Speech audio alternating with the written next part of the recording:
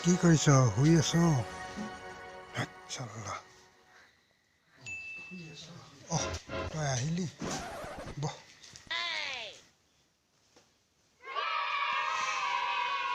কি ভাবি আছ? হঠাৎ ধনী হোৱা কথা ভাবি আছ? অহ, হয় নেকি? হয়। চৰকাৰে দায়িত্ব নোলোৱা মানুহখিনি তই দায়িত্ব ল'ব লাগিব। মই ল'ব পাৰিম জানো?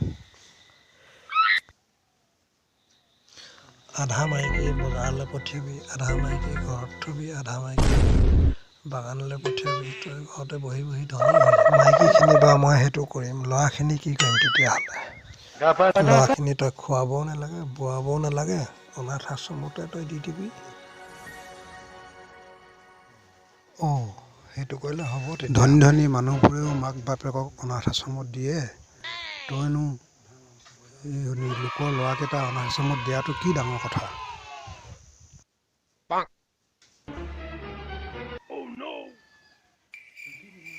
তেতিয়াহ'লে মই সেইটোকে কৰোঁ। তেতিয়া সোনকালে ধনী হ'ব পাৰিম।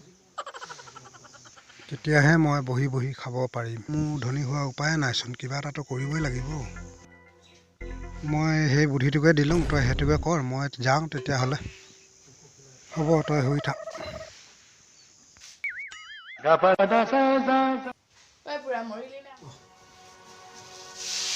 এই সপোন এটা দেখি আছোঁ নহয়। আজিকালি দিনতে সপোন দেখা হয়। নহয় মানে এই সপোনটো দেখিছিলোঁ আৰু। কি সপোন দেখিছিলি কচোন? এই তই বেয়া নাপাৱতো? তাৰমানে মই একদম ধনী হোৱা সপোন এটা দেখিছিলোঁ।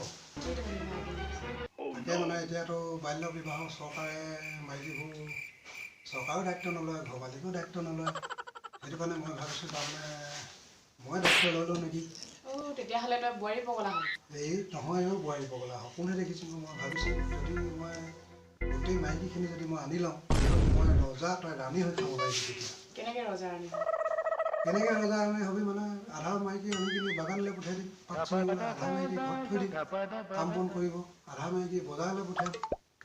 তেতিয়াতো ৰজা ৰাণী হৈ যাম ন আমি। মাইকী আনিবিয়ে? মাইকী আনিম মানে ধনী হ'ম বুলি ক'লে আনিবই লাগিব, নহ'লেতো উপায় নাই, এতিয়া কি কৰিম? ওলা, তই এতিয়া ওলাই যা ঘৰৰ পৰা। মই সপোনহে দেখিছিলোঁ ক'ত